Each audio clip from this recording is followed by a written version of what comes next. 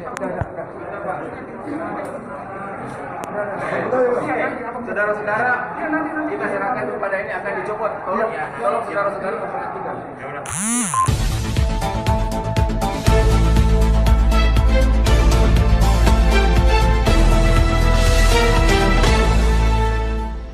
Ya, Berkarya TV dimanapun berada. Sebelumnya saya meminta maaf dulu Pak Fajar, Pak Ketua, mohon maaf saya ganggu tengah malam begini. Mohon maaf banget, saya harus bertanya beberapa masalah apa ini? Ini dia. Jadi gini, kan kita sudah lihat video nyebar tentang Munaslup yang dibubarkan oleh Ketua Umum Partai Berkarya Pak Tommy Soeharto. Nah, Bapak sebagai yang berada di situ, tadi di sana juga saya ingin tahu apa sih sebetulnya terjadi, Pak. Sebenarnya kan permasalahan sudah dilaksanakan Rapimnas.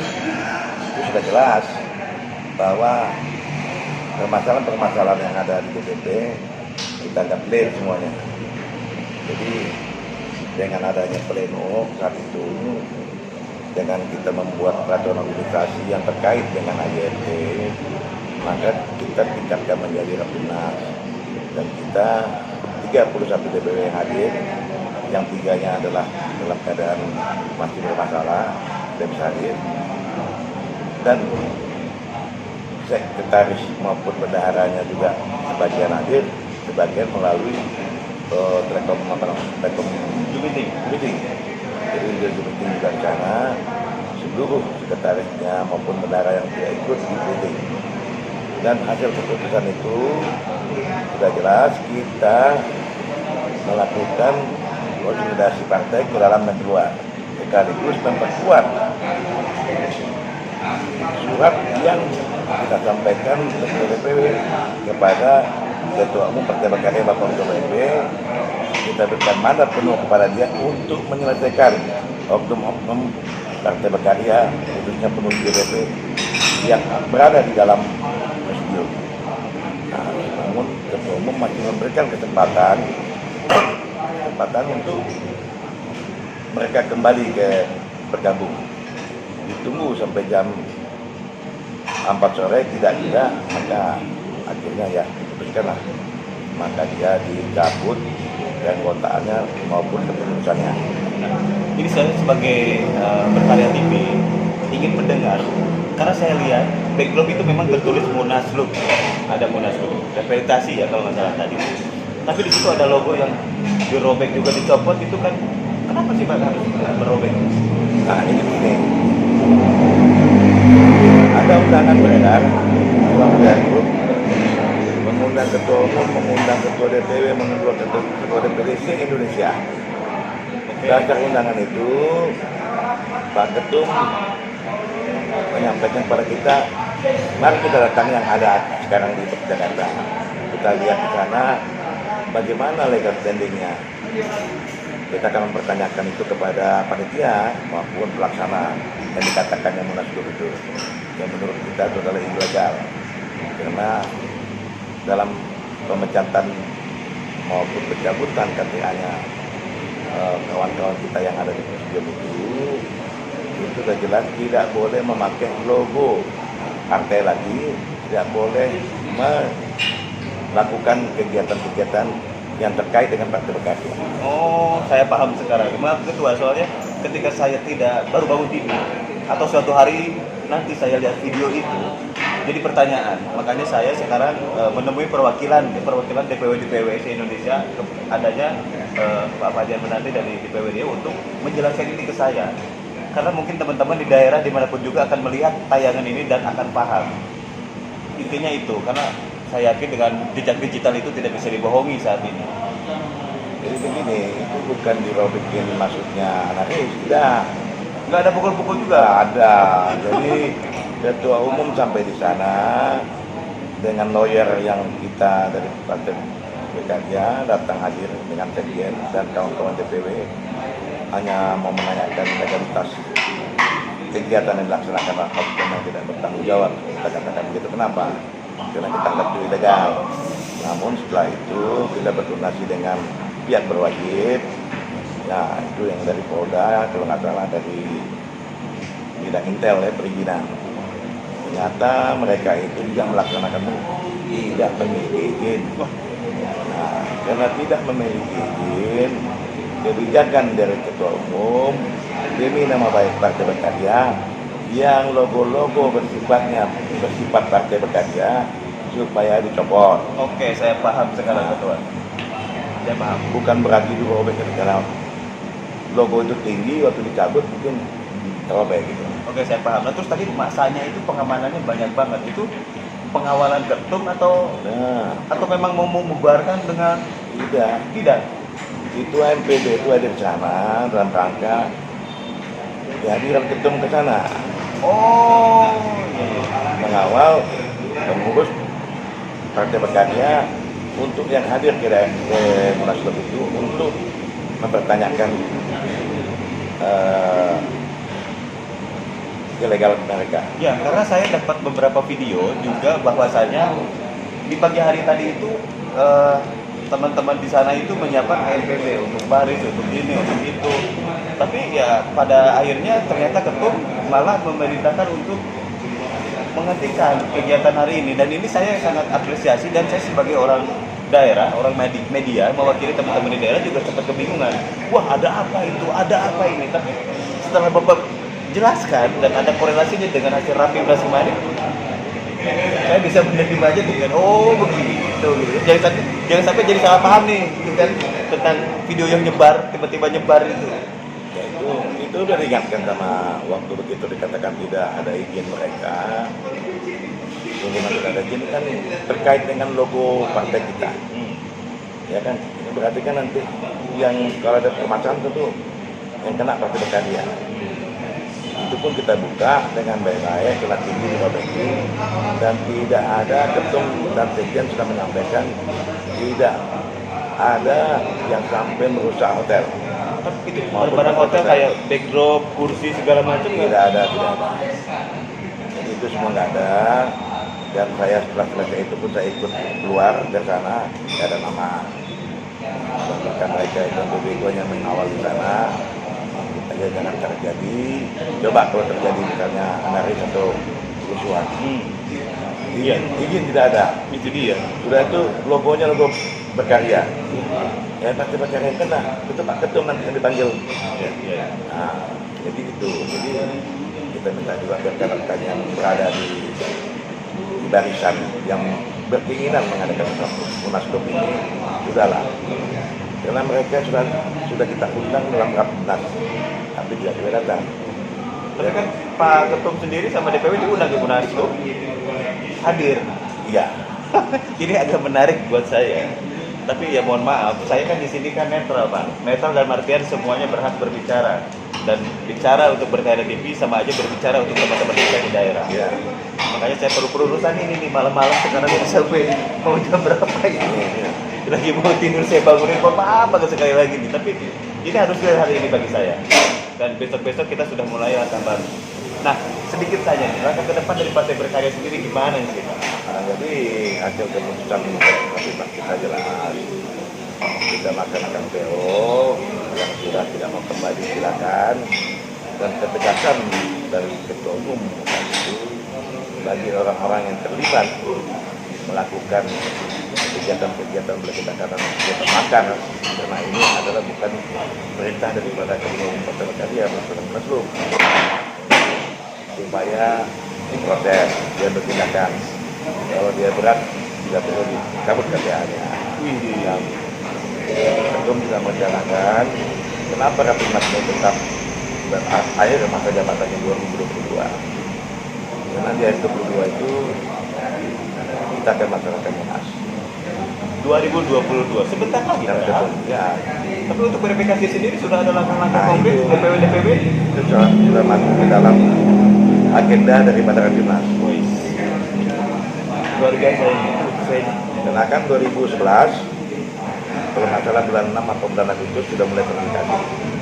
2022 itu sudah pasti pengumuman, mungkin bulan 6 kalau nggak salah, atau bulan 7, pokoknya tergantung COVID ini ya. Nah, kalau setelah pengumuman nanti berarti kita sudah Munas. Oke, saya paham betul tentang kejadian hari ini. Karena jujur tadi saya datang ke lokasi juga siang, tiba-tiba diteleponin oleh teman-teman. Itu rame, ada apa? Saya lihat di grup tiba-tiba kok tiba-tiba rame gitu kan. Di situ saya lihat ada video dari DPW Jambi tadi yang ini, wah ketua-ketua DPW di sana ada apa ini? Makanya saya lakukan wawancara pada tengah malam hari ini untuk menghindari suatu hari nanti ada gagal paham baik dari Partai Berkarya sendiri atau dari teman-teman di luar Partai Berkarya. Karena pada hakikatnya jejak digital itu tidak pernah bisa hilang, terus mengalir sampai kapanpun.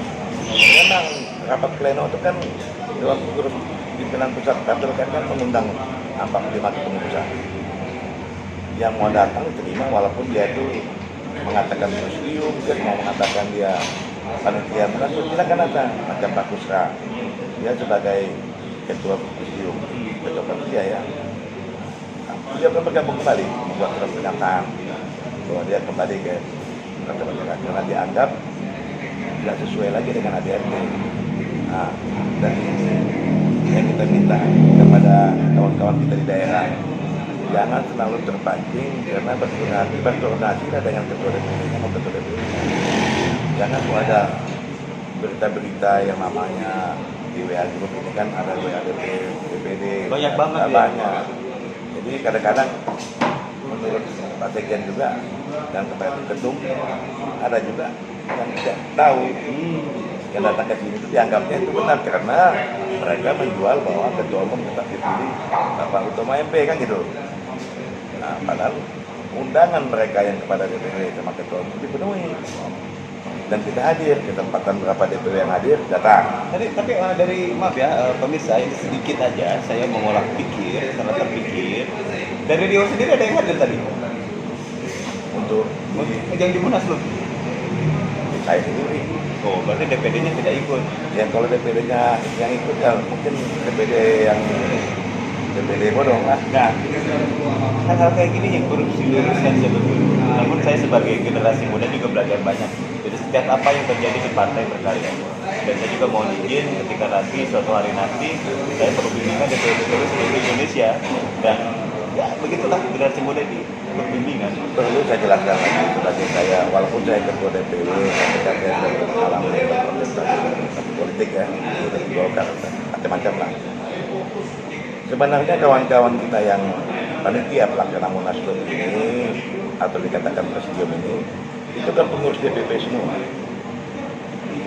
Kalau pengurus DPP-nya ada permasalahan, dia melakukan itu, ya sama dengan meludah diri dia sendiri. Maksudnya Pak? Ya, dia pengurus DPP, tapi dia nyalakan pengurus DPP nggak benar. Akhirnya memang itu betul. Ya kenapa dia mesti melakukan ini?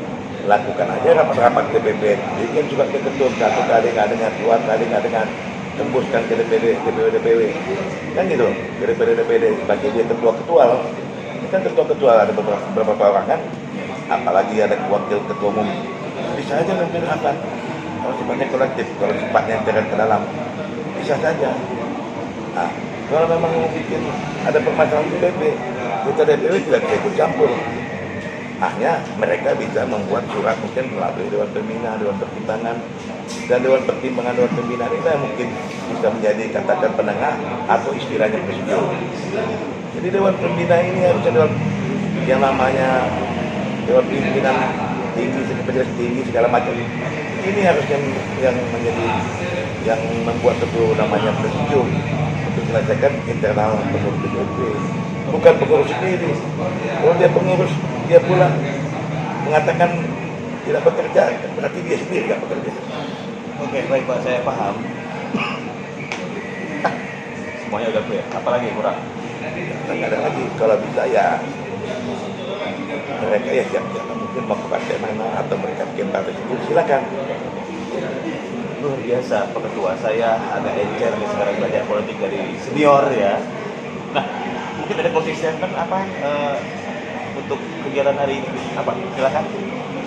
Hari ini ya, yang pastinya itu hasil rapimnas mungkin tim namanya tim penggodok membuat peraturan organisasi segala macam persoalan masalah pilkada, masalah edukasi, masalah kepengurusan sampai ke tingkat RW maupun kecamatan untuk mempersiapkan nanti edukasi. Sudah itu baru nanti mungkin beberapa struktur keputusan DPP itu tergantung ketua umum, kita berikan mandat dulu kepada dia. Apa ada penambahan pengurangan di struktur DPP pusat? Kalau menurut saya sebagai ketua tujuan di Indonesia, kita sudah bikin struktur yang agak banyak, karena kan verifikasi kita ini kalau nggak salah nanti mungkin paling ketua sekretaris dengan bendara yang diatur dengan 30% wanita kan. Iya, generasi muda harus ada seperti Meritania dari Riau itu dia bagus kalau DPP. Nadia lah juara Hanida. Itu Nadia tuh Banyak sekali. banyak generasi muda. Jangan dia lagi. Justru yang dulunya di Rapimnas ketiga yang ikut berjuang bekerja banyak yang tidak masuk. Oh, itu ya. Contohnya ya bermacam-macam lah. Tapi mereka tetap aktif. Oh iya, Merasa dia berkarya gitu. memiliki. Mudah-mudahan itu aja kita ambil. Iya. Ngapain ngambil yang tidak jelas? Masuk generasi muda yang bisa nanti ada partai sebelah yang didominasi oleh generasi muda sebetulnya biar karya bisa bersaing di situ. Karena berkarya itu muda banget gitu. Berkarya. Ya, kan kita bisa melihat sendiri dalam situasi kita untuk pemilu 2019 kan. Kita mau bilang apa pun tidak bisa. Tapi dapat juga 2% lebih. Itu kejutan dari Tuhan kalau saya bilang. Bagaimana kalau nanti mudah-mudahan jangan digabung pilpres dengan pileg. Iya. Kalau dipisahkan mungkin kita bisa ya insya Allah masuklah ke Senayan. Kalau pikiran saya bila perlu model-model masukin semua partai berkarya. Karena biar ada ininya gitu bahwa bagaimanapun partai berkarya ini kan gabungan dari beberapa aliansi ormas, banyak juga ormas yang tergabung, Orsam. Dan ini udah saatnya ke depan ini berkarya ini ke depan. Mudah-mudahan. Kalau karena saya lihat semangat Pak Tommy sudah luar biasa dengan kehadiran dia tadi pagi ke sana memberikan semangat luar biasa. Ini bukti bahwa dia sudah mulai bergerak. Gitu. Oke deh. Oke. Makasih banyak atas waktunya. Mohon maaf ganggu tidurnya. Silakan. Biar saya lanjutkan kopinya. Oke. Udah mau jam 11. Maaf banget nih. Ya, pemirsa Berkarya TV. Sekali lagi saya minta maaf apabila wawancara ini beberapa pihak menyayangkan. Ketua juga. Oh iya, ini ada ketua Papua Barat. Papua Barat. Apa kabar, Bang? Alhamdulillah baik. Dia calon bupati juga. Calon bupati juga Di daerah Kepulauan Aru. Sebentar lagi ya. ya, insya Allah. Jadi persiapan pilkada ini sudah dipersiapkan sekarang. Ya, memang prosesnya sementara kita bekerja. Sehingga kalau rekomendasi sudah bisa selesai, secepatnya kita harus persiapan untuk tanggal 4 sampai 6 September itu kan sudah bisa betul. Ya, waktunya sudah sangat dekat ya sebenarnya. Dan saya tadi perasaan nggak melihat ketua di sana. Jadi, Oh ya, memang kali dia tidak bisa, tapi dia teman-teman. Jadi memang ya kita berharap bahwa dengan ada ini sebenarnya partai ini ke depan besar. Kenapa? Dengan kejadian ini kan berarti kan ada orang yang berupaya untuk merebut kekuasaan. Kenapa? Berarti kan mereka akan melihat bahwa partai ini akan besar. Kalau partai tidak ada atlet, tidak mungkin orang akan butuh seperti ini. Ini ke depan berkarya akan besar. keyakinan golkar. Iya. Karena kalau orang melihat tidak besar, tidak mungkin akan ada gejolak. Iya. Partai yang mau besar pasti ada gejolak. Dan itu akan membuktikan nanti. Dan kalau saya secara media, kejadian di Partai Berkarya ini sekarang ini bagus. Ya. Dinamikanya keren gitu. Ya, artinya ketidakpuasan ya entah itu pendiri, entah itu mereka sebagai orang yang produktif, ya saya berpikir wajar-wajar saja. Artinya kesalahan ada pada titik mereka sendiri. Kenapa saya katakan?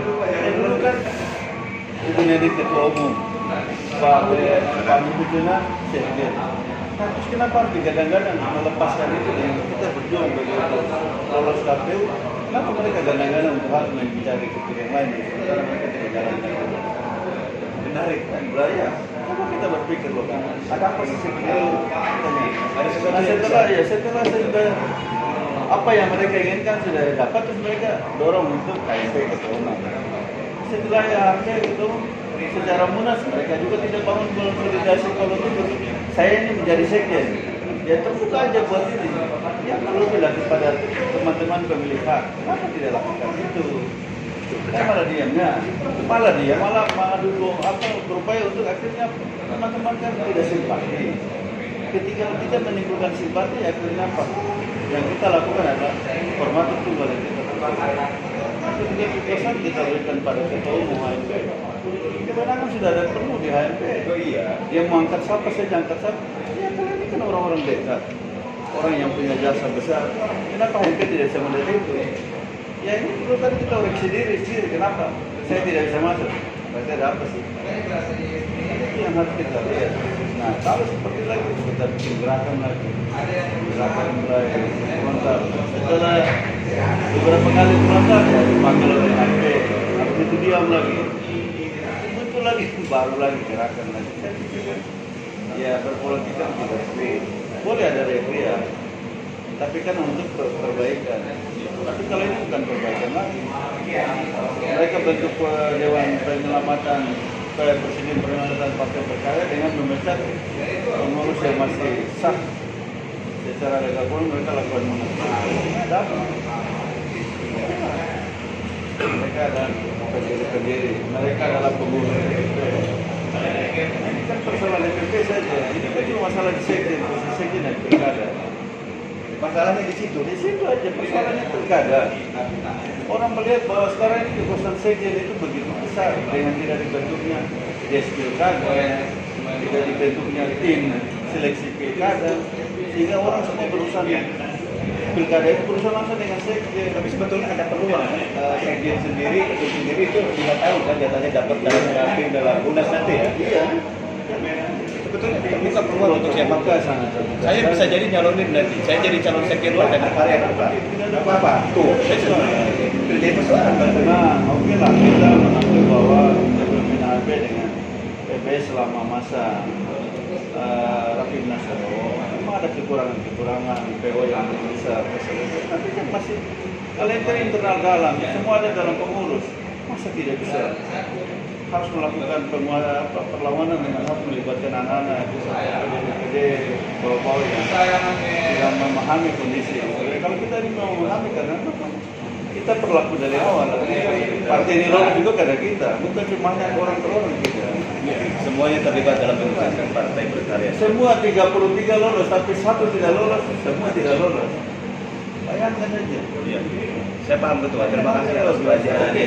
Kita lihat di balik itu siapa? Kita akui namanya, kita akui dan semua teman-teman kita akui mau bersedia. Tapi ketika sudah berarti kalau ada yang berdarah-darah tidak nikmati, ada yang tidak berdarah-darah nikmati. Nah inilah mulai dulu persoalan. Saya belajar banyak dari urutan sejarah digital partai berkarya dan ini saya menemukan banyak hal yang menarik. Saya sebagai generasi muda kan belajar politik seperti aja boleh dong, gitu kan. Termasuk sama ketua-ketua DPR saya duduk bareng dan saya paham apa sebetulnya yang terjadi. Cuma sebagai media saya khawatir suatu hari nanti ini dibuka kembali dan ini rekaman ini saya jadikan berita acara terjadi apa yang terjadi hari ini. Ini sejarah sejarah Oke, kalau makasih banyak. Kalau makasih banyak saya berbalikan salam untuk pemirsa Berkarya TV dimanapun berada. Wawancara ini saya lakukan secara mendadak. Saya datang langsung ke hotel dan saya langsung ketuk tadi, jadi mohon maaf kalau tanpa persiapan, tapi hal ini saya harus lakukan sebagai media yang mampu berinvestasi hal-hal negatif atau positif di jangka ke depan. Karena dengan video yang tiba-tiba muncul itu akan tersimpan, akan terus bersebar di grup WA dan itu akan ada, jejak digital itu nggak akan pernah hilang. Jadi yang diperlukan adalah video tambahan, klarifikasi dan penjelasan kenapa itu terjadi. Saya Alja Karya, Mary Tania, Berkarya TV mengabarkan.